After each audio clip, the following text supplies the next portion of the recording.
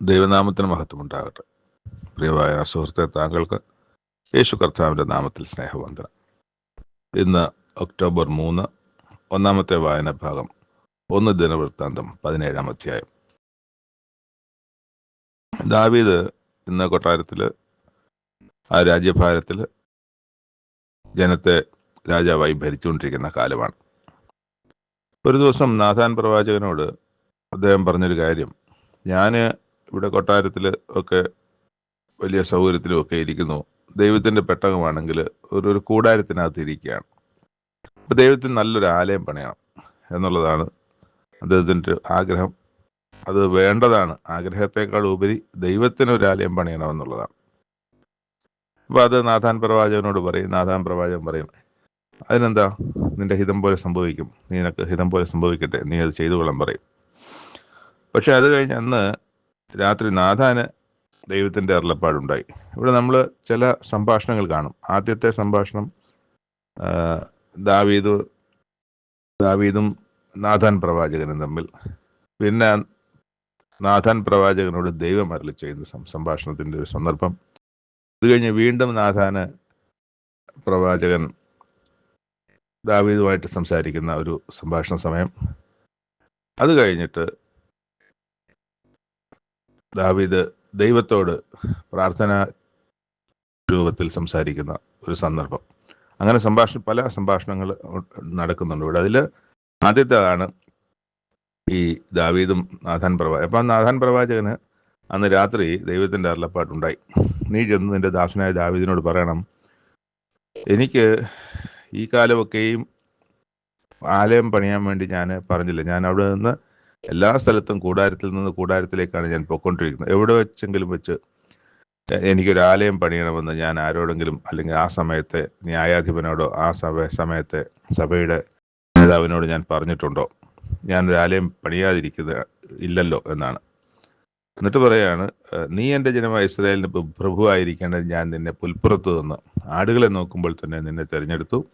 നീ സഞ്ചരിച്ചു വന്ന എല്ലായിടത്തും ഞാൻ നിന്നോടുകൂടി ഇരുന്നു. നിന്റെ സകല ശത്രുക്കളെയും നിന്റെ മുമ്പിൽ നിന്ന് ഛേദിച്ചു കളഞ്ഞിരിക്കുന്നു. ഭൂമിയിലുള്ള മഹാന്മാരുടെ നാമം പോലെ ഒരു നാമം ഞാൻ നിനക്കുണ്ടാക്കും. ഞാൻ എൻ്റെ ജനമായ ഇസ്രായേലിന് ഒരു സ്ഥലം കൽപ്പിച്ചു കൊടുക്കുകയും അവർ സ്വന്തം സ്ഥലത്ത് പാർത്ത് അവിടെ നിന്ന് ഇളകാത്തവണ്ണം അവരെ നടുകയും ചെയ്യും. പണ്ടത്തെ പോലെയും എൻ്റെ ജനമായ ഇസ്രായേൽ ഞാൻ ന്യായാധിപന്മാരെ കൽപ്പിച്ചാക്കിയ കാലത്തെ പോലെയും ഇനി ദുഷ്ടന്മാർ അവരെ ക്ഷയിപ്പിക്കുകയില്ല. ഞാൻ നിന്റെ സകല ശത്രുക്കളെയും അടക്കും. യഹോവ നിനക്ക് ഒരു ഗൃഹം പണിയുമെന്നും ഞാൻ നിന്നോട് അറിയിക്കുന്നു. അതായത് അതായത് എങ്ങനെയാണ് ദൈവം ദാവീദിനെ ഉയർത്തിയത്, അല്ലെങ്കിൽ ദാവീദിനോട് ഇടപെട്ടത്, അത് ദാവീദിൻ്റെ സ്വഭാവത്തിനൊക്കെ വളരെ പ്രാധാന്യമുണ്ട് അവിടെ. അപ്പോൾ നിന്റെ ജീവകാലം കഴിയുമ്പോൾ ഞാൻ നിന്റെ പുത്രന്മാരിൽ ഒരുവനായി, ഇനിയുള്ള വായിക്കുന്ന ഭാഗം ശ്രദ്ധിച്ച് വായിക്കണം.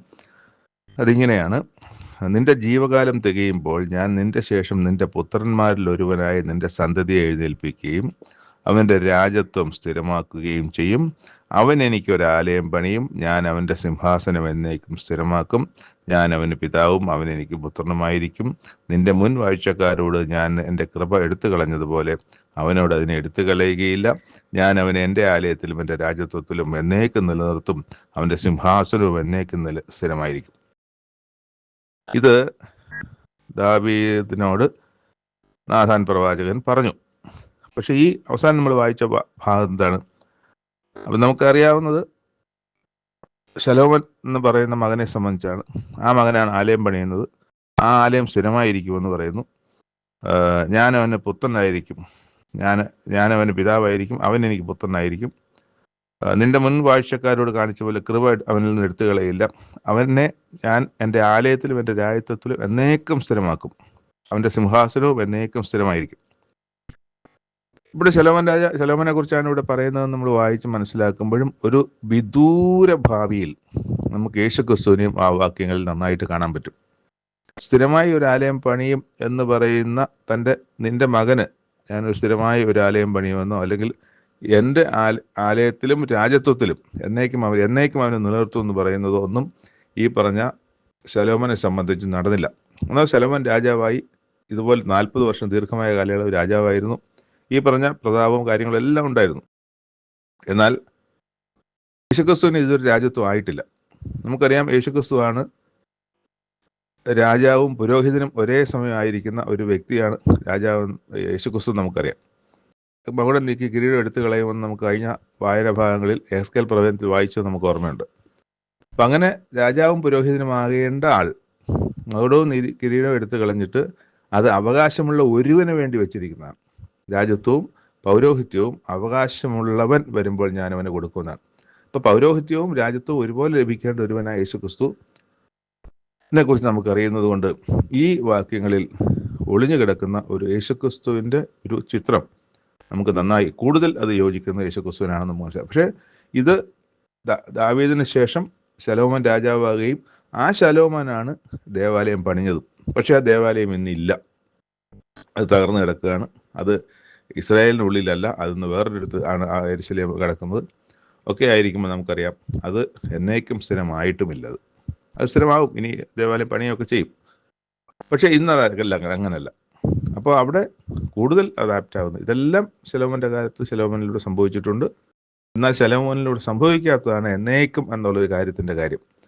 എന്നാൽ ഒരു ഒരു ഒരു ഒരു ഭൗതികമല്ലാത്ത, അല്ലെങ്കിൽ ഇഷ്ടികയോ സിമൻറ്റോ അല്ലെങ്കിൽ കൂരയോ ഒന്നുമില്ലാത്ത, ഭൗതികമല്ലാത്ത ഒരു ആത്മീക ആലയം എന്നേക്കും പണിയുന്നത്, അത് പണിയപ്പെട്ട് കഴിഞ്ഞു അല്ലെങ്കിൽ അത് ആ പണി നടന്നുകൊണ്ടിരിക്കുകയാണ് എന്ന് പറയുന്നത് യേശുക്രിസ്തുവിലൂടെയാണ്. ആ ഒരു കാര്യം നമുക്ക് ആ വാക്യങ്ങളിൽ വായിക്കാം. അതുകൊണ്ടാണ് ഞാൻ ആദ്യം ശ്രദ്ധിച്ച് കേൾക്കണമേ എന്ന് പറഞ്ഞത്. വായിക്കുമ്പോൾ ഒന്നുകൂടെ മനസ്സിരുത്തി വായിച്ചാൽ അതിനകത്ത് അങ്ങനെ ഒരു വലിയ ആശയമുള്ളതായിട്ട് നമുക്ക് കാണാം. അപ്പോൾ ഇത് നാഥാൻ പ്രവാചകൻ ദാവീദിനോട് സംസാരിച്ച് കഴിഞ്ഞപ്പോഴത്തേക്ക് ദാവീദ് അകത്ത് ഒറ്റയ്ക്ക് പോയി ദൈവത്തിൻ്റെ സന്നിധിയിൽ പോയിരുന്നിട്ട് ദൈവത്തോട് പ്രാർത്ഥിച്ചു. അപ്പോഴത്തേക്ക് ഇത് കേട്ടപ്പോഴത്തേക്ക് ഇത്രയും നന്ദി നിറഞ്ഞിട്ട് അവനവൻ്റെ കാര്യം അറിയാം. ഒരു ആട്ടിൻപുറത്ത് ഒരു ആട്ടിനെ മേയിച്ചുകൊണ്ടിരുന്ന ഒരു ഞാൻ ഇന്ന് ആയിരിക്കുന്ന അവസ്ഥ, അത് കഴിഞ്ഞിട്ട് ദൈവം ഇന്ന കാര്യങ്ങൾ അരുളി ചെയ്തിരിക്കുന്നു. നിന്റെ രാജ്യത്വം ഞാൻ എന്നേക്കും സ്ഥിരമാക്കുമെന്ന് പറയും. അതായത് നിന്റെ മകൻ, അവൻ്റെ മകൻ, അവൻ്റെ മകൻ, അവൻ്റെ മകൻ, ഇങ്ങനെ തുടർച്ചയായി നിന്റെ മക്കൾ തന്നെ രാജാക്കന്മാരായിരിക്കുന്ന അവസ്ഥയാണ് രാജ്യത്വം സ്ഥിരമാക്കുക എന്ന് പറയുന്നത്.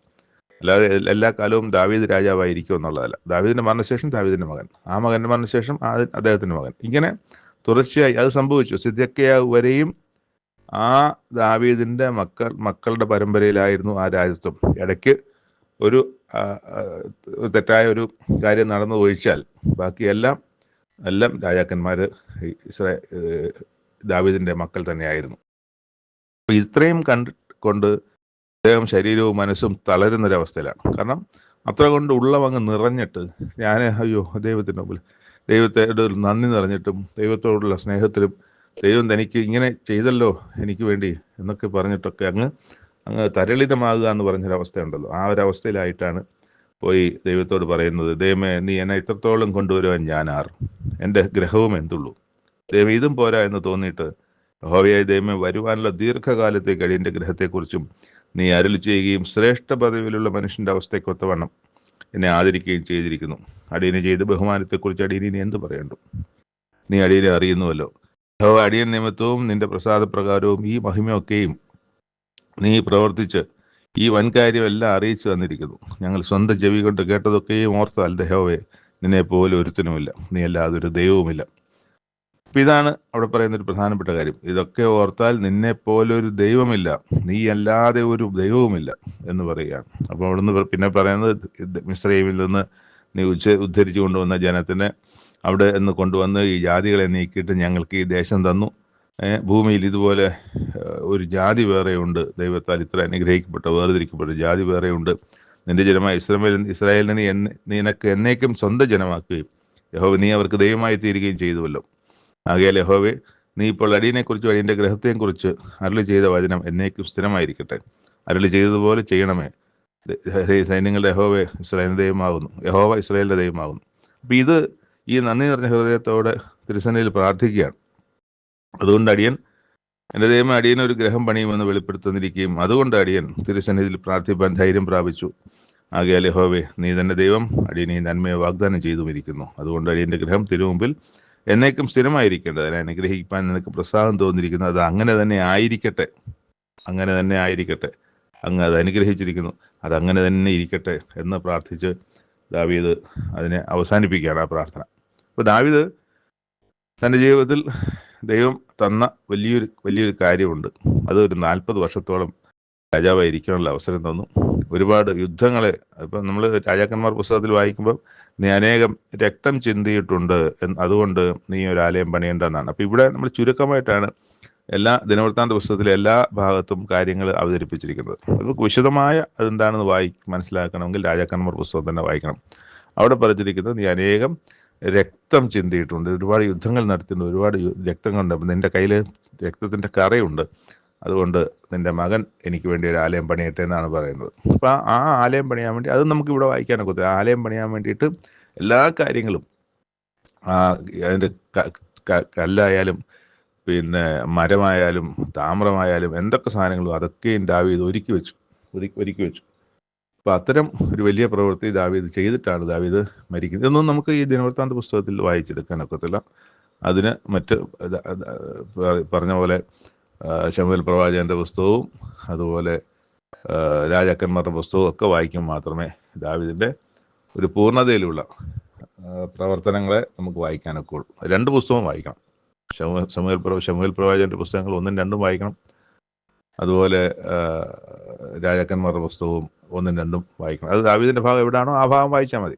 ദാവീദിനെക്കുറിച്ച് കൂടുതൽ അറിയാൻ കഴിയും. അപ്പോൾ എല്ലാ കാര്യങ്ങളും അങ്ങനെ തന്നെയാണ്. ഈ ദിനവൃത്താന്ത പുസ്തകത്തിൽ പൂർണ്ണമായ ഒരു ചിത്രമല്ല, മറിച്ച് ചുരുക്കമായിട്ടാണ് ദൈവം എന്താണോ ജനത്തോട് സംസാരിക്കണമെന്ന് ആഗ്രഹിച്ചത് ആ കാര്യം മാത്രമാണ് ഈ ദിനവൃത്താന്ത പുസ്തകങ്ങളിൽ ഉള്ളത്. ബാക്കി വിശദമായി വായിച്ചറിയണമെങ്കിൽ ഞാൻ ഈ പറഞ്ഞ പോലെ ശമൂവേൽ പ്രവാചകന്റെ പുസ്തകവും അതുപോലെ രാജാക്കന്മാരുടെ പുസ്തകവും വായിക്കേണ്ടതാണ്. രണ്ടാമത്തെ വായനാഭാഗം യെഹെസ്കേൽ പ്രവചനം 29-ാം അധ്യായം. നമ്മൾ ഇന്നലെയൊക്കെ വേറെ ചില ദേശക്കാരെ സംബന്ധിച്ച്, രാജ്യങ്ങളെ സംബന്ധിച്ച് ഒക്കെയുള്ള ദൈവത്തിൻ്റെ അരുളപ്പാട്, അവർക്ക് വരാനിരിക്കുന്ന, ഭാവിയിൽ വരാനിരിക്കുന്ന കാര്യത്തെ സംബന്ധിച്ചുള്ള അറിയിപ്പുകൾ നമ്മൾ വായിച്ചു. ഇവിടെ നമ്മൾ വായിക്കുന്ന മിസ്രൈം രാജാവായ ഫറവോന്റെ നേരെ. ഫറവോൻ എന്ന് പറയുന്നത് ഒരു രാജാവല്ല, ഫറവോമാരാണ് ഭരണത്തിയിരിക്കുന്നത്. അവരെല്ലാവരും ഫറവോമാരാണ്. ഫറവോ എന്നാണ് പറഞ്ഞത്. അവർക്കൊക്കെ വേറെ പേരുകളുണ്ട്, പക്ഷേ ഫറവോ എന്ന സ്ഥാനപ്പേരിലാണ് അത്. അതായത് രാജാവ് എന്ന ഒരു പേര്, അത് അവർക്ക് ഫറവോ എന്നാണ് അതിനെ പറയുന്നത്. അപ്പം ഏതായാലും മിസ്രൈമിൻ്റെ രാജാവായ, ഈജിപ്തിൻ്റെ രാജാവായ ഫറവോ, അവരെ സംബന്ധിച്ച് മിസ്രൈമിനെ കുറിച്ച്, ഈജിപ്തിനെ കുറിച്ച് പറയേണ്ട കാര്യത്തെക്കുറിച്ചാണ് ഇവിടെ പറയുന്നത്. നീ നദികളുടെ നടുവിൽ കിടന്ന് ഈ നദി എനിക്കുള്ളതാകുന്നു, ഞാൻ അതിനെ എനിക്കായി ഉണ്ടാക്കിയിരിക്കുന്നു എന്ന് പറയുന്ന മഹാനക്രമേ എന്ന് പറയുന്നത് ഈ വെള്ളത്തിൽ ജീവിക്കുന്ന ഏറ്റവും വലിയ ജീവി, അല്ലെ ഹിപ്പോപ്പൊട്ടാമസ് എന്നാണ് ഞാൻ അതിനെ വായിച്ചിട്ടുള്ളത്. എനിക്ക് തോന്നുന്നു അന്നത്തെയൊക്കെ ഏറ്റവും വലിയ മഹാമത്സ്യം എന്നൊക്കെ പറയുന്ന പോലെ തന്നെ അത് വെള്ളത്തിൽ ജീവിക്കുന്ന മഹാനക്രമേ, വലിയ ജീവി എന്നർത്ഥത്തിലാണ്. അന്ന് ഈ മിസ്രൈമിനെ, ഈജിപ്തിനെ വിളിക്കുകയാണ്, പറയുന്നത് അങ്ങനെയാണ്. ഞാൻ അതിനെ എനിക്കായിട്ടുണ്ടായിരിക്കുന്നത് എന്ന് പറയുന്ന മഹാനക്രമേ, ഞാൻ നിനക്ക് വിരോധമായിരിക്കുന്നു. ഞാൻ നിന്റെ ചെകിളയിൽ ചൂണ്ടൽ കൊത്തി നിന്റെ നദികളിലെ മത്സ്യങ്ങളെ നിന്റെ ചെതുമ്പലിൽ പറ്റുമാറാക്കി നിന്റെ നദികളുടെ നടുവിൽ വലിച്ചു കയറ്റും. അപ്പം അതൊരു മഹാമത്സ്യമോ തിമിംഗലമോ അതുപോലുള്ളൊരു ചിലപ്പോൾ മീനായിരിക്കാം, അങ്ങനെയും ആകാം. നിന്റെ നദികളിലെ മത്സ്യമൊക്കെയും നിന്റെ ചെതുമ്പലിൽ പറ്റിയിരിക്കും. ഞാൻ നിന്നെയും നിന്റെ നദികളിലെ മത്സ്യങ്ങളെയൊക്കെയും മരുഭൂമിയിൽ എറിഞ്ഞുകളയും. നീ വെളിമ്പ്രദേശത്ത് വീഴും, ആരും നിന്നെ പെറുക്കുകയോ ശേഖരിക്കുകയോ ചെയ്യുകയില്ല. ഞാൻ നിന്നെ കാട്ടുമൃഗങ്ങൾക്കും ആകാശത്തിലെ പക്ഷികൾക്കും ഇരയാക്കി കൊടുക്കും. മിസ്രൈം നിവാസികൾ ഇസ്രായേൽ ഗൃഹത്തിനൊരു ഓടക്കോലായിരുന്നത് കൊണ്ട് അവരൊക്കെയും ഞാൻ യഹോവ എന്നറിയും. ഇതും മുമ്പ് വായിച്ച രാജ്യങ്ങളെ പോലെ മിസ്രൈം എങ്ങനെയായിരുന്നു ഇസ്രായേൽ ജനത്തിനെതിരായിരുന്നത്, അത് ദൈവം കണ്ടിട്ടാണ് ഈ ജനത്തിനെതിരെ ഇങ്ങനെ ഒരു കാര്യം പറയുന്നത്. നിങ്ങളുടെ ഇസ്രായേലിനോടുള്ള മനോഭാവം തന്നെയാണ് ഈ ദൈവത്തിൻ്റെ കോപത്തിന്, ദൈവത്തിൻ്റെ ഈ ശിക്ഷയ്ക്ക് കാരണമായിരിക്കുന്നത്. ഞാൻ നിന്റെ നേരെ വാൾ വരുത്തി നിങ്ങളിൽ നിന്ന് മനുഷ്യനെയും മൃഗത്തെയും ഛേദിച്ചു കളയും. മിസ്രൈം ദേശം പാഴും ശൂന്യവുമായി തീരും. ഞാൻ യഹോവ എന്ന് അവർ അറിയും. ഒരു കാലത്ത് ലോകത്തിലെ ഏറ്റവും പ്രതാപമുള്ള ഒരു രാജ്യമായിരുന്നു മിസ്രൈം. അവിടുത്തെ പലവിധ ടെക്നോളജികൾ ഒക്കെയും ഉന്നതമായിരുന്നു. ഇപ്പോൾ നമ്മൾ നോക്കുമ്പം ഈ അവരുടെ പിരമിഡൊക്കെ ലോകാത്ഭുതങ്ങളിലല്ലേ ഇന്നും കിടക്കുന്നത്. അപ്പോൾ അതുപോലെയൊക്കെ, മാത്രമല്ല അവരുടെ പലവിധമായ പഠന കാര്യങ്ങൾ, അറിവുകൾ ഒക്കെയും വളരെ വളരെ ഉന്നത ഇതിൽ നിന്നതാണ് ലോകത്ത്. ഇന്ന് അത് അങ്ങനെയൊന്നുമല്ല. അത് ഇന്ന് വെറും ഒരു സാധാരണ രാജ്യമായിട്ടാണ് ഈജിപ്ത് ഇന്നിരിക്കുന്നത്. അപ്പം അത് ദൈവം അങ്ങനെ ആക്കുമെന്ന് പറഞ്ഞിട്ടുണ്ട്, അതാക്കി. അതുകൊണ്ട് ഞാൻ നിനക്കും നിന്റെ നദികൾക്കും വിരോധമായിരുന്നു മിസ്രയീം ദേശത്തെ സേവന ഗോപുരം മുതൽ കൂശിൻ്റെ എത്യോപ്യ ആണ് കൂശിൻ്റെ അതിർത്തി വരെ അശേഷം പാഴും ശൂന്യമാക്കും. മനുഷ്യൻ്റെ കാൽ അതിൽ കൂടി കടന്നു പോകുകയില്ല. നോക്കുമ്പോൾ എന്താണ് ശൂന്യമായി കിടക്കുന്നത്? ഇവിടുന്ന് അങ്ങോട്ടെല്ലാം ആഫ്രിക്കയാണ് ആ രാജ്യങ്ങളെല്ലാം. അപ്പോൾ ആഫ്രിക്കയുടെ അവസ്ഥ നമുക്കറിയാമല്ലോ. അത് പാഴും ശൂന്യമായി തന്നെയാണ് ആഫ്രിക്ക എന്ന ഒരു രാജ്യം, ദേശങ്ങൾ ഇപ്പോഴും കിടക്കുന്നത്. ഒരു രാജ്യവും സമൃദ്ധിയുള്ളതല്ല, ഒരു രാജ്യത്തെ ജനവും അത്ര ക്ഷേമമായിട്ടല്ല. പല രാജ്യങ്ങളിലും പട്ടിണിയുണ്ട്, പല രാജ്യങ്ങളിലും ദാരിദ്ര്യമുണ്ട്. അങ്ങനെയൊക്കെയാണ് ആ രാജ്യങ്ങളുടെ അവസ്ഥ. അതിലെ പട്ടണങ്ങളെ പട്ടണങ്ങളുടെ കൂട്ടത്തിൽ 40 സംവത്സരത്തേക്ക് ശൂന്യമായിരിക്കും. ഞാൻ മിസ്രയീമിലെ ജാതികളുടെ ഇടയിൽ ചിഹ്നിച്ച് ദേശങ്ങൾ ചിതറിച്ചു കളയും. അപ്പോൾ അവിടെ ചില സ്ഥലങ്ങളെക്കുറിച്ചൊക്കെ പറയുന്നത്, പത്രോസ് ദേശത്തേക്ക് മടക്കി വരുത്തും, പ്രവാസം മാറ്റിയിട്ട്. ഞാൻ മിസ്രയീമിൻ്റെ പ്രവാസം മാറ്റിയവരെ അവരുടെ ജന്മദേശമായ പത്രോസത്തേക്ക്, പത്രോസ് എന്ന് പറയുന്ന ദേശം എന്ന് പറഞ്ഞാൽ അവർ ഈ ദേശത്തിന് പറയുന്ന മറ്റൊരു പേരും അവിടെ പത്രോസ് എന്നൊരു സ്ഥലമൊക്കെ ഉണ്ട് എന്നാണ് എനിക്ക് അറിയുന്നത്. അത് ആ ദേശത്തേക്ക് തന്നെ മടക്കി വരുത്തുമെന്നാണ്. അവിടെ അവർ ഒരു ഹീന രാജ്യമായിരിക്കും പോകുന്നിടത്ത്.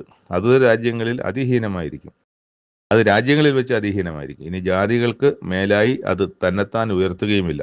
ആര്? ഈ ഈജിപ്റ്റ് അല്ലെങ്കിൽ മിസ്രയീം എന്ന് അത് പിന്നെ ഉയർത്തിയിട്ടില്ലല്ലോ. അത് ഉയർന്നിരുന്നതാണ്, മറ്റു രാജ്യങ്ങളുടെ മേലെ, ജാതികളുടെ മേലെ ഉയർന്നിരുന്ന ഒരു ജനസമൂഹമാണ്. അതുപോലെ പ്രതാപം ഉണ്ടായിരുന്നാൽ. പക്ഷേ ഇനി അത് അങ്ങനെ ആയിരിക്കില്ല. അവർ താഴ്ന്നു പോകുമെന്നാണ്, മറ്റുള്ളവരെക്കാളും മറ്റുള്ള രാജ്യങ്ങളെക്കാളും താഴ്ന്നു പോകും എന്നുള്ളതാണ്. അതങ്ങനെ തന്നെയാണ് ഇപ്പോഴും ഇരിക്കുന്നത്. എന്നിട്ട് അതിൻ്റെ അവസാനത്തെ ഖണ്ഡികയിൽ 27-ാം ആണ്ട് 1-ാം മാസം 1-ാം തീയതി, 27-ാം ആണ്ടെന്ന് പറയുന്നത് യഹോയാക്കീൻ രാജാവിൻ്റെ പ്രവാസത്തിൻ്റെ 27-ാം ആണ്ടാണ്. അപ്പോൾ അതിൽ നിന്ന് 5 വർഷം കുറച്ചാൽ 27-ഉം 5 കുറയ്ക്കുമ്പോഴത്തേക്ക് 17 അല്ല 22. ഇപ്പോൾ 22, 30, 22, 52 വർഷമായിട്ടുണ്ട് ഇപ്പോൾ ആകെ പ്രവാസത്തിലേക്ക് വന്നിട്ട് എന്നുള്ളത്. ഇത് 27-ാം ആണ്ടാണ് പറയുന്നതെങ്കിലും ഇന്ന് ആകെ പ്രവാസം 52 വർഷമായിട്ടുണ്ട്. ആ യഹോയാക്കീൻ രാജാവിൻ്റെ പ്രവാസത്തിൻ്റെ 27-ാം ആണ്ട് 1-ാം മാസം 1-ാം തീയതി ആണ് ഇവിടെ പുതിയ വേറൊരു അരുളപ്പാടുണ്ടാകുന്നത്. ബാബേൽ രാജാവ് നെബൂഖദ്നേസർ സോറിൻ്റെ നേരെ തൻ്റെ സൈന്യത്തെ കൊണ്ട് വലിയ വേല ചെയ്യിച്ചു.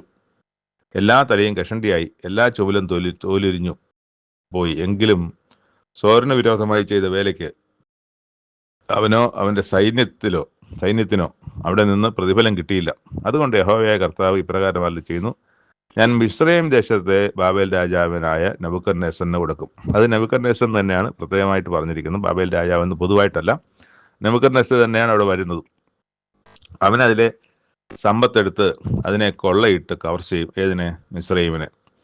അത് അവൻ്റെ സൈന്യത്തിന് പ്രതിഫലമായിരിക്കും. ഞാൻ അവന് മിസ്രയീം ദേശത്തെ അവൻ ചെയ്ത വേലയ്ക്ക് പ്രതിഫലമായി കൊടുത്തിരിക്കുന്നു. അവർ എനിക്കായിട്ടല്ലോ പ്രവർത്തിച്ചത്. അപ്പം സോറിൽ നെബൂഖദ്നേസർ വരുന്നതായാലും, ഇസ്രായേലിൽ വരുന്നതായാലും, മിസ്രയീമിൽ വരുന്ന ഈ യഹൂദയിൽ, ഇസ്രായേലിലല്ല യഹൂദയിൽ വരുന്നതായാലും, യെരുശലേമിലേക്ക് വരുന്നതൊക്കെ ആയാലും ഒക്കെയും ദൈവം പറഞ്ഞിട്ടാണ് വരുന്നത്, അല്ലെങ്കിൽ ദൈവം അവർക്ക് കൊടുക്കുന്ന ശിക്ഷയുടെ ഭാഗമായിട്ടാണ്. അപ്പം നെബൂഖദ്നേസറിലൂടെയാണ് ഈ കാര്യങ്ങൾ അവസാന കാലത്ത് 3 പ്രാവശ്യം പ്രവാസത്തിലേക്ക് പോകുമ്പോഴും ഈ നെബൂഖദ്നേസറിലൂടെയാണ് ബാബേൽ രാജാവിലൂടെ ദൈവം ചെയ്തത്. അപ്പോൾ എന്നിട്ടിവിടെ പറയണം, അവൻ ചെയ്ത വേല, അവൻ എനിക്കായി ചെയ്ത വേലയ്ക്ക് പ്രതിഫലമായിട്ട് ഞാൻ ഈജിപ്തിനെ അവന് കൊടുത്തിരിക്കുന്നതാണ് വായിക്കുന്നത്. അന്നാളിൽ ഞാൻ ഇസ്രായേൽ ഗൃഹത്തിന് കൊമ്പ് മുളയ്ക്കുമാറാക്കി അവരുടെ നടുവിൽ നിനക്ക് വായ നൽകും, ഞാൻ യഹോവ എന്ന് അവർ അറിയും. എന്നാൽ ഞാൻ ഇസ്രായേൽ ഗൃഹത്തിന് ഒരു കൊമ്പ് മുളയ്ക്കുമാറാക്കി അവരുടെ നടുവിൽ നിനക്ക് തുറന്ന വായ് നൽകും, ഞാൻ യഹോവ എന്ന്. അപ്പോൾ അത് മിസ്രയീമിനോടാണ്. ആ ഒരു ഭാഗം എന്താണെന്ന് എനിക്ക് അത്ര ക്ലിയർ ആകുന്നില്ല. അവിടെ അങ്ങനെയാണ് പറഞ്ഞാണ് ഈ എഹെസ്കേൽ പ്രവചനം 29-ാം അധ്യായം അവസാനിക്കുന്നത്. ചിലപ്പോൾ അത് യേശുക്രിസ്തു എന്ന കൊമ്പായിരിക്കാം. ആ കൊമ്പിലൂടെ ഈ മിസ്രയീം ദേശത്തെ ജനം ദൈവത്തെ അറിയുകയും യേശുക്രിസ്തുവിനെ സ്വന്തം രക്ഷിതാവായി സ്വീകരിക്കുകയും അങ്ങനെ വരാനിരിക്കുന്ന കാലത്തെ സംബന്ധിച്ചുള്ള പ്രവചനമായിരിക്കാനും അതിന് സാധ്യതയുണ്ട്. 3-ാമത്തെ വായനാഭാഗം അപ്പോസ്തലനായ പൗലോസ് ഗലാത്യർക്ക് എഴുതിയ ലേഖനം 3-4 അധ്യായങ്ങൾ. നമ്മൾ ഇന്നലെ പറഞ്ഞതുപോലെ തന്നെ പൗലോസ് അപ്പോസ്തലനാൽ സ്ഥാപിക്കപ്പെട്ട സഭകൾ അവർ എന്ത് വിശ്വസിച്ചാണോ ഈ ഇന്നിപ്പോൾ ആയിരിക്കുന്ന അവസ്ഥ ഒരു സമൂഹമായി മാറിയത്, അതിൽ നിന്ന് വ്യത്യസ്തമായി അവരിൽ കടന്നു വരുന്ന ദുരുപദേശങ്ങൾ, അല്ലെങ്കിൽ ന്യായപ്രമാണത്തിൻ്റെ പ്രവൃത്തി, ദുരുപദേശം എന്നത് അങ്ങനെ വേണമെങ്കിലും പറയാം, ന്യായപ്രമാണത്തിലേക്ക് മടങ്ങി വരണം, ന്യായപ്രമാണത്തിൻ്റെ പ്രവൃത്തികൾ പാലിക്കേണ്ടതാണ് എന്ന് അവർ ഉപദേശിക്കുന്ന യഹൂദ മതാനുസാരികളുടെ ഒക്കെയും ഉപദേശത്തിന് വഴങ്ങുന്നു എന്നുള്ള ഇതാണ് ഇവിടുത്തെ വിഷയം. ഇവിടെ അതിന് ആവശ്യമായ ചില കാര്യങ്ങൾ പൗലോസ് അപ്പോസ്തലൻ അവർക്ക് എഴുതി അറിയിക്കുകയാണ്. യേശുക്രിസ്തു ക്രൂശിക്കപ്പെട്ടവനായി നിങ്ങളുടെ കണ്ണിന് മുമ്പിൽ വരച്ച് കിട്ടിയിരിക്കെ, അതിങ്ങനെ തുടങ്ങുന്നിങ്ങനെ ഹാ ബുദ്ധിയില്ലാത്ത ഗലാത്യരെന്നാണ്. നിങ്ങളെ ക്ഷുദ്രം ചെയ്ത് മയക്കിയത് ആര്? ഞാൻ ഇതൊന്നു മാത്രം നിങ്ങളോട് ഗ്രഹിപ്പാൻ ഇച്ഛിക്കുന്നു. നിങ്ങൾക്ക് ആത്മാവ് ലഭിച്ചത് ന്യായപ്രമാണത്തിൻ്റെ പ്രവൃത്തിയാലോ വിശ്വാസത്തിൻ്റെ പ്രസംഗം കേട്ടതിനാലോ? നിങ്ങൾ ഇത്ര ബുദ്ധികെട്ടവരോ? ആത്മാവ് കൊണ്ട് ആരംഭിച്ചിട്ട് ഇപ്പം ജഡം കൊണ്ടോ സമാപിക്കുന്നത്? ഇത്രയെല്ലാം വെറുതെ അനുഭവിച്ചോ? വെറുതെ എത്രയെന്ന് വരികിൽ, എന്നാൽ നിങ്ങൾക്ക് ആത്മാവിനെ നൽകി നിങ്ങളുടെ ഇടയിൽ വീര്യപ്രവൃത്തികളെ ചെയ്യുന്നവൻ ന്യായപ്രമാണത്തിൻ്റെ പ്രവൃത്തിയാലോ വിശ്വാസത്തിൻ്റെ പ്രസംഗത്താലോ അങ്ങനെ ചെയ്യുന്നത്. അപ്പം ഇവിടെ അത് കഴിഞ്ഞ് തുടർന്ന് അബ്രഹാമിനെ അവിടെ കോട്ട് ചെയ്യുന്നുണ്ട്. അപ്പം അബ്രഹാമിനെ കോട്ട് ചെയ്യുന്നതിൻ്റെ പ്രധാന കാരണം, അബ്രഹാം ദൈവത്തിൽ വിശ്വസിച്ചു, അതവന് നീതിയായി കണക്കിട്ടു എന്ന് ഉൽപ്പത്തി പുസ്തകത്തിൽ തന്നെയുണ്ട്. ഈ അബ്രഹാം വിശ്വസിക്കുകയും അബ്രഹാമിൻ്റെ പ്രവൃത്തി നീതിയായി കണക്കിടുകയും ചെയ്യുന്ന സമയത്ത് ഈ ന്യായപ്രമാണം ഇല്ല. ന്യായപ്രമാണം ഇല്ലാത്ത കാലത്ത്, ന്യായപ്രമാണം എസ്റ്റാബ്ലിഷ് ചെയ്യുന്നതിന് മുമ്പ് തന്നെ ഒരു മനുഷ്യർ അല്ലെങ്കിൽ വിശ്വാസികൾ, ദൈവത്തെ അനുസരിക്കുന്നവർ നീതീകരിക്കപ്പെട്ടത് അവരുടെ വിശ്വാസം മൂലമാണ് എന്നാണ് അവിടെ എഴുതി. അത് വെച്ചിട്ടാണ് അവിടെ അവരെ മനസ്സിലാക്കാൻ ശ്രമിക്കുന്നത്. അബ്രഹാം ദൈവത്തിൽ വിശ്വസിച്ചു, അതവരെ നീതിയായി കണക്കിട്ടു എന്നുണ്ടല്ലോ, അതുകൊണ്ട് വിശ്വാസികൾ അത്രേ അബ്രഹാമിൻ്റെ മക്കൾ എന്നറിവിൻ. എന്നാൽ ദൈവം വിശ്വാസം മൂലം ജാതികളെ നീതീകരിക്കുന്നു എന്ന് തിരുവെഴുത്ത് മുൻകണ്ടിട്ട് നിന്നിൽ സകല ജാതികൾ അനുഗ്രഹിക്കപ്പെടും എന്നുള്ള സുവിശേഷം അബ്രഹാമിനോടുകൂടി മുൻകൂട്ടി അറിയിച്ചു. അപ്പോൾ ഇവിടെ ഒരു സുവിശേഷം എന്നൊരു വാക്ക് നമ്മുടെ മുമ്പിൽ എത്തുകയാണ്. ഇപ്പം നമ്മളോട് ആരെങ്കിലും ചോദിക്കുകയാണ് സുവിശേഷം എവിടെയാണ്, സുവിശേഷം എന്ന് എഴുതപ്പെട്ടിരിക്കുന്നത് എവിടെയാണെന്ന് ചോദിച്ചാൽ നമ്മൾ ഏതൊക്കെയാണ് പറയുക? നമുക്ക് ആ 4 സുവിശേഷങ്ങളെ സംബന്ധിച്ച് മത്തായി, മർക്കോസ്, ലൂക്കോസ്, യോഹന്നാൻ എന്ന 4 സുവിശേഷം എന്ന് പറയും. അല്ല, അതിനു മുമ്പ് ആ സുവിശേഷത്തെ സംബന്ധിച്ച് എഴുതപ്പെട്ടതിനെക്കുറിച്ച് ഒരു കാര്യം പറയുന്നത്, ഇത് സുവിശേഷം എന്നുള്ളത് സുവിശേഷം എന്ന് അറിയിച്ച പബ്ലിക്കായിട്ട് പറയുന്നൊരു സുവിശേഷമാണ്. ആ സുവിശേഷം എന്ന് പറഞ്ഞുകൊണ്ട് പറയുന്നത്, നിന്നിൽ സകല ജാതികളും അനുഗ്രഹിക്കപ്പെടും, നിന്നിൽ മാത്രമല്ല നിൻ്റെ സന്തതിയിൽ, അത് വേറെ എടുത്ത് പറഞ്ഞിട്ടുണ്ട്. ആ നിന്നിൽ സകല ജാതി അനുഗ്രഹിക്കുമെന്ന് പറഞ്ഞതിൻ്റെ തുടർച്ചയായി മറ്റൊരിടത്തൊരു ഉൽപ്പത്തി പുസ്തകത്തിൽ നിൻ്റെ സന്തതി മുഖാന്തരം ഭൂമിയിലെ സകല ജാതികളും അനുഗ്രഹിക്കപ്പെടും. അപ്പോൾ ആ സന്തതി മുഖാന്തരം അനുഗ്രഹിക്കപ്പെടും എന്ന് പറഞ്ഞ സുവിശേഷം, അല്ലെങ്കിൽ നിന്നിൽ സകല ജാതികളും അനുഗ്രഹിക്കപ്പെടും, നീ ഉണ്ടെങ്കിലേ നിൻ്റെ മകനുള്ളൂ, അപ്പോൾ നിന്നിൽ സകല ജാതികളും അനുഗ്രഹിക്കപ്പെടും എന്നുള്ള സുവിശേഷം, ആ സുവിശേഷമാണല്ലോ ഇതെല്ലാം. ക്രിസ്തുവിലൂടെയാണല്ലോ ഇതെല്ലാം അനുഗ്രഹിക്കപ്പെട്ടിരിക്കുന്നത്. ക്രിസ്തുവിനെ സ്വീകരിക്കുന്നവർക്കാണല്ലോ അനുഗ്രഹമുള്ളത്. അപ്പോൾ ആ സുവിശേഷം അബ്രഹാമിനോട് മുൻകൂട്ടി അറിയിച്ചതാണ്. അപ്പം നമ്മൾ ഇന്ന് കേൾക്കുന്ന ഈ പറയുന്ന സുവിശേഷങ്ങൾ അബ്രഹാമിനോട് മുൻകൂട്ടി അറിയിച്ചു എന്ന് പറയുന്നൊരു വാക്യമാണ് നമ്മളിപ്പോൾ ഗലാത്യർക്ക് എഴുതിയ ലേഖനം 3-ാം അധ്യായത്തിൻ്റെ 8-ാമത്തെ വാക്യത്തിൽ നമ്മൾ വായിച്ചത്. അങ്ങനെ വിശ്വാസിയായി അബ്രഹാമിനോടുകൂടി അനുഗ്രഹിക്കപ്പെടുന്നു. അവിടെ ന്യായപ്രമാണത്തിൻ്റെ പ്രവൃത്തിയിൽ ആശ്രയിക്കുന്നവരല്ല, ആ ന്യായപ്രമാണത്തിൻ്റെ പ്രവൃത്തിയിൽ അപ്പം അന്ന് വിശ്വാസത്താൽ അങ്ങനെ ചെയ്തു. പിന്നെ ന്യായപ്രമാണത്തിൻ്റെ ഒരു കാലമുണ്ടായിരുന്നു. ഇന്ന് ആ സന്തതിയായി, അന്ന് പറഞ്ഞ സന്തതിയായി, ഇനി ആ സന്തതി മുഖാന്തരമാണ് അനുഗ്രഹിക്കപ്പെടുന്നത് എന്നുള്ളതാണ് ഇവിടുത്തെ പ്രധാനപ്പെട്ട കാര്യം. അന്ന് ഈ സന്തതി വരുമെന്ന് പറഞ്ഞിരുന്നൊരു കാലമുണ്ടായിരുന്നു. മിശിഹ വരും. അപ്പോൾ ആ എഴുത്തുകളെ വിശ്വസിച്ച് മിശിഹയ്ക്കായി കാത്തിരുന്ന ജനം, അതിനുവേണ്ടി ഒരുക്കപ്പെടുവാൻ ആവശ്യമായ ന്യായപ്രമാണത്തിൻ്റെ പ്രവൃത്തികൾ ഒക്കെയും ദൈവം ചെയ്തു തന്നെയാണ്. എന്നാൽ അതിനുശേഷം ഇന്ന് ഈ പറഞ്ഞ സന്തതിയായി, അപ്പോൾ ഇനി ആ സന്തതിയിലൂടെയാണ്, അതിൻ്റെ വിശ്വാസത്താലാണ് നീതീകരണം പ്രാപിക്കേണ്ടത്. അല്ലാതെ പഴയ ന്യായപ്രമാണത്തിലല്ല ന്യായപ്രമാണത്തിൻ്റെ പ്രവൃത്തികളല്ല എന്ന് തന്നെ കൃത്യമായി പൗലോസ് അപ്പോസ്തലൻ ദൈവത്തിൻ്റെ അരുളപ്പാടുകൂടി പറയുന്നു. ഇവിടെ എഴുതിയിരിക്കുന്ന ക്രിസ്തു നമുക്ക് വേണ്ടി ശാപമായി തീർന്നു എന്നാണ്. ന്യായപ്രമാണത്തിൻ്റെ ശാപത്തിൽ നമ്മെ നിലയ്ക്ക് വാങ്ങി, ന്യായപ്രമാണത്തിൻ്റെ ശാപത്തിൽ നമ്മൾ വിലയ്ക്ക് വാങ്ങി. അബ്രഹാമിൻ്റെ അനുഗ്രഹം ക്രിസ്തുവിൽ ജാതികൾക്ക് വരേണ്ടതിന് നാം ആത്മാവെന്ന വാഗ്ദത്ത വിഷയം വിശ്വാസത്താൽ പ്രാപിപ്പാൻ തന്നെ. അപ്പോൾ ഈ അനുഗ്രഹം അത് ന്യായപ്രമാണത്തിൻ്റെ പ്രവൃത്തികളാലല്ല, മറിച്ച് വിശ്വാസത്താൽ പ്രാപിക്കാൻ തന്നെയാണ് ദൈവം അതങ്ങനെ ക്രമീകരിച്ചിട്ടുള്ളത്. പിന്നെ അതിൻ്റെ 16-ാമത്തെ വാക്യത്തിൽ അബ്രഹാമിനും അവൻ്റെ സന്തതിക്കും വാഗ്ദത്തങ്ങൾ ലഭിച്ചു. വളരെ ശ്രദ്ധിക്കണം, നമ്മൾ ഈ ഉൽപ്പത്തി പുസ്തകത്തിലെ കാര്യത്തെ സംബന്ധിച്ചാണ് നമ്മൾ നോക്കുന്നത്. അബ്രഹാമിനും അവൻ്റെ സന്തതിക്കും വാഗ്ദത്തം ലഭിച്ചു. അത് ഉൽപ്പത്തി 13:15 അബ്രഹാമിനോട് ദൈവം പറയുന്നുണ്ട്, നീ എഴുന്നേറ്റ് വടക്കോട്ടും തെക്കോട്ടും കിഴക്കോട്ടും പടിഞ്ഞാറോട്ടും നോക്കുക. എന്താണ് കാണുന്നത്? ഭൂമിയാണ് കാണുന്നത്, അല്ലേ? ആ ഭൂമി അല്ലാതെ വേറൊന്നും കാണാനില്ല, എങ്ങോട്ട് നോക്കിയാലും ഭൂമിയേ ഉള്ളൂ. അപ്പോൾ നീ കാണുന്ന ഈ ഭൂമിയൊക്കെയും നിനക്കും നിൻ്റെ സന്തതിക്കും ശാശ്വതമായി തരും എന്നാണ്. അപ്പോൾ ആ വാഗ്ദത്തം നമ്മളിവിടെ ഓർക്കണം. നീ കാണുന്ന ഭൂമിയൊക്കെയും നിനക്കും നിൻ്റെ സന്തതിക്കും ശാശ്വതമായി തരും എന്ന് വളരെ ശ്രദ്ധിക്കേണ്ട ഒരു ഭാഗമാണിത്. ഇത് ഈ തരത്തിൽ അറിയുന്ന ജനസമൂഹം ലോകത്ത് തുലോം വിരളമാണ്. അപ്പോൾ അബ്രഹാമിൻ്റെ സന്തതിക്കും വാഗ്ദത്തങ്ങൾ ലഭിച്ചു.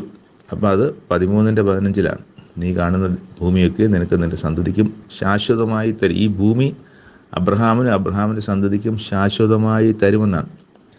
അപ്പോൾ അബ്രഹാമിന് ശാശ്വതമായി ലഭിക്കാൻ അബ്രഹാമിന് ജീവിച്ചിരിപ്പില്ല. പിന്നെ എങ്ങനെയാണ് അബ്രഹാം ശാശ്വതമായി ലഭിക്കുക? ക്രിസ്തു ജീവിച്ചിരിപ്പുണ്ട്. പക്ഷേ ഈ ഭൂമി ശാശ്വതമായി അനുഭവിക്കണമെങ്കിൽ ഒന്നുകിൽ അബ്രഹാം മരിക്കാൻ പാടില്ലായിരുന്നു. ഇനിയിപ്പോൾ മരിച്ച സ്ഥിതിക്ക് ഇനി എന്ത് ചെയ്യാൻ പറ്റും? അബ്രഹാം ഉയർത്തെഴുന്നേറ്റ് വന്ന് വീണ്ടും മരിക്കാതിരിക്കണം. അപ്പോഴാണ് ശാശ്വതമായി ലഭിക്കുക, എന്നേക്കും ലഭിക്കുക. പക്ഷെ ഇവിടെ അന്നത് പറയുമ്പോൾ, നിൻ്റെ സന്തതി എന്ന് പറയുമ്പം അന്നത് വിചാരിക്കുന്നത് ഇസഹാക്കായിരിക്കുമെന്നാണ്. പിന്നെ ഇസഹാക്കിനോടും പറയുന്നുണ്ട് നിൻ്റെ സന്തതി മുഖാന്തരമെന്ന്. അത് കഴിഞ്ഞിട്ട് അപ്പോൾ ആരായിരിക്കും? അപ്പോൾ അത് അത് യാക്കോബാണല്ലേ എന്ന തരത്തിലേക്ക്. പിന്നെ യാക്കോബിനോടും പറയുന്നുണ്ട്. അപ്പോൾ പിന്നെ ആരാണ്? യാക്കോബിന് 12 മക്കളല്ലേ? 13 മക്കളല്ലേ? അതിൽ പിന്നെ ആരാണ്? അപ്പോൾ അവിടെ ഏകജാതനായിരുന്നത് കൊണ്ട് അവിടെ പിന്നെ ഇസഹാക്കിന് 2 മക്കളുണ്ടായിരുന്നു, ഒരുവൻ വിട്ടുപോയില്ല. അപ്പം പിന്നെ ഉള്ളത് യാക്കോബാണ്. അപ്പോൾ യാക്കോബായിരിക്കാമെന്ന് വിചാരിക്കാം. പിന്നെ ആരാണ് ഈ സന്തതി എന്നുള്ളതാണ് ചോദ്യം. അതിന് ഉത്തരമാണ് ഇവിടെ 16-ാമത്തെ വാക്യത്തിൽ ലഭിക്കുന്നത്. 16-17 വാക്യത്തിൽ സന്തതികൾക്കും എന്ന് അനേകരെ കുറിച്ചല്ല, നിൻ്റെ സന്തതിക്കും എന്ന് ഏകനെ കുറിച്ചത്രേ പറയുന്നത്, അത് ക്രിസ്തു തന്നെ.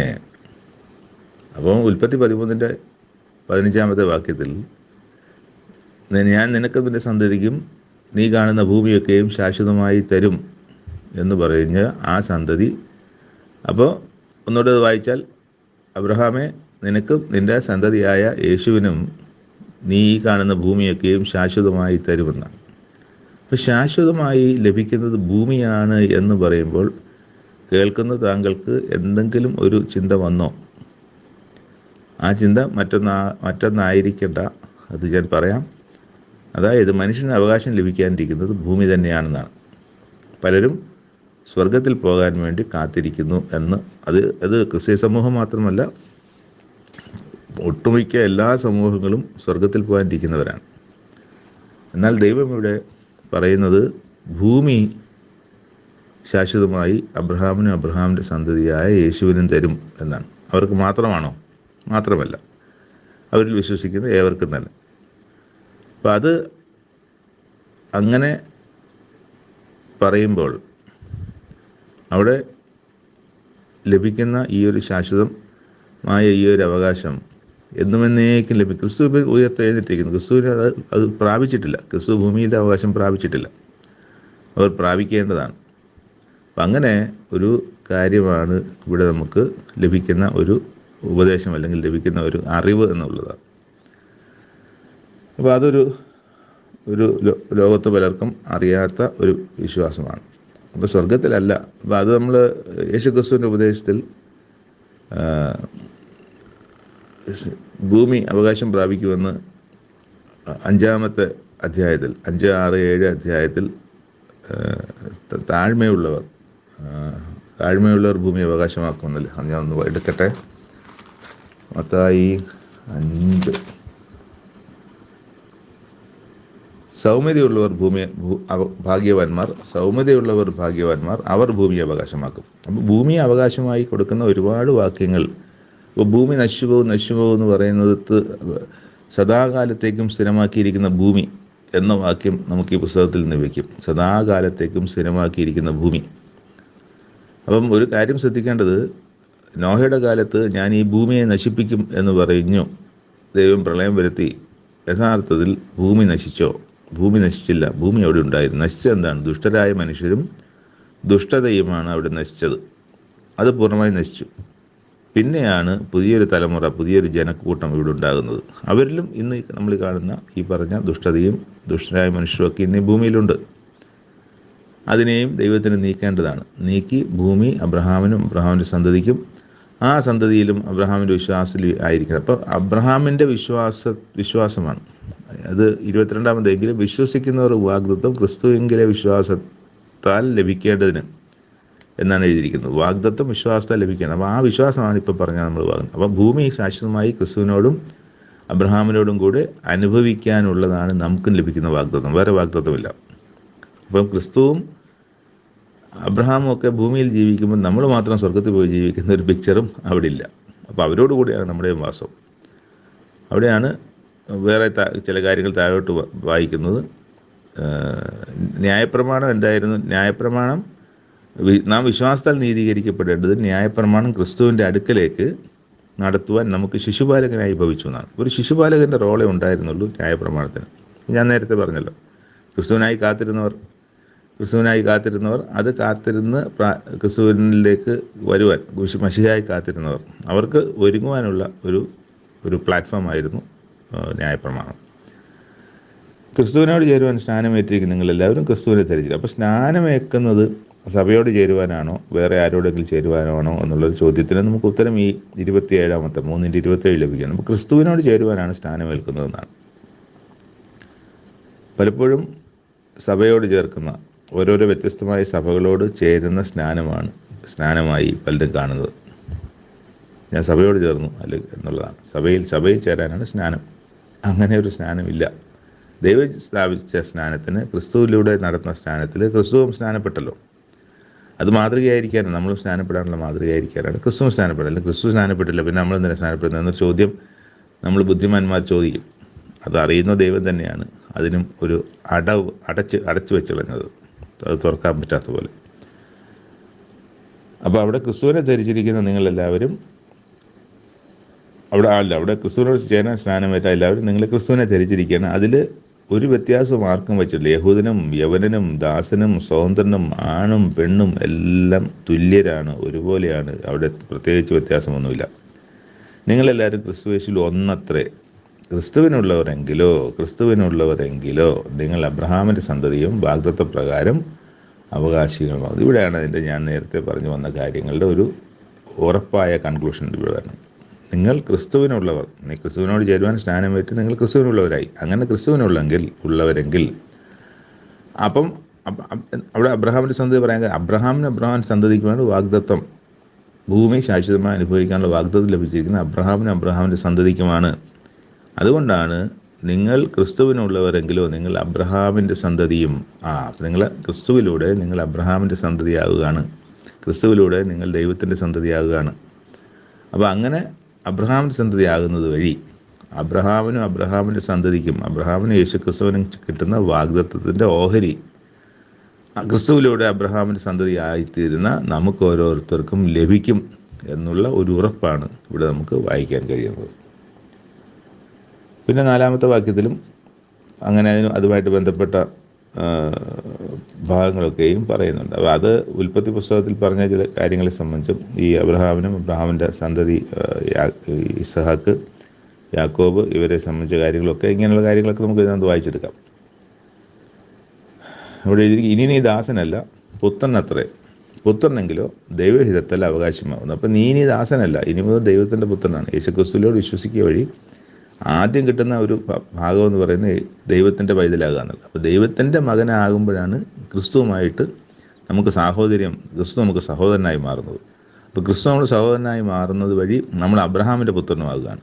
അബ്രഹാമിൻ്റെ പുത്രനാകുന്നത് വഴി യേശുക്രിസ്തുവിന് ലഭിക്കുന്ന വാഗ്ദത്തത്തിൻ്റെ ഓഹരി നമുക്കും ലഭിക്കും. അതെന്താണ്? അത് ഭൂമി ശാശ്വതമായി ജീവിക്കാനുള്ള അവകാശമാണ്. അപ്പം അന്ന് കാണുന്ന ഭൂമി ഇന്ന് കാണുന്ന ഭൂമിയൊന്നുമല്ല. പകയോ കണ്ണീരോ അസൂയയോ ഒന്നുമില്ലാത്ത ഒരു ഭാഗം, ഒരു ദേശം. അവിടെ കടം വാങ്ങിക്കാനില്ല, മോഹമില്ല. മറ്റൊരുത്തിൻ്റെ മോഹം കൊണ്ടാണല്ലോ പലരും വല്ല സമൃദ്ധിയിലേക്ക് മറ്റു കാര്യങ്ങളിലേക്കൊക്കെ അധ്വാനിക്കുന്നത്. അപ്പുറത്തുള്ളവൻ്റെ കാറ് വാങ്ങിക്കുമ്പോൾ അതിനേക്കാളും മുന്തിയ കാറ് വാങ്ങിക്കുന്ന ആ ഒരു തരത്തിലാണല്ലോ ലോകം. അപ്പോൾ അത്തരം കാര്യങ്ങളൊന്നും അവിടെ ഇല്ല. എന്തിനേറെ പറയുന്നു, മരണം പോലും ഇല്ല. അപ്പം അങ്ങനെ അന്ന് ഉള്ളവർ എല്ലാവരും അവിടെ ഉണ്ട്. പുതിയ ജനനമില്ല, പുതിയ മരണമില്ല.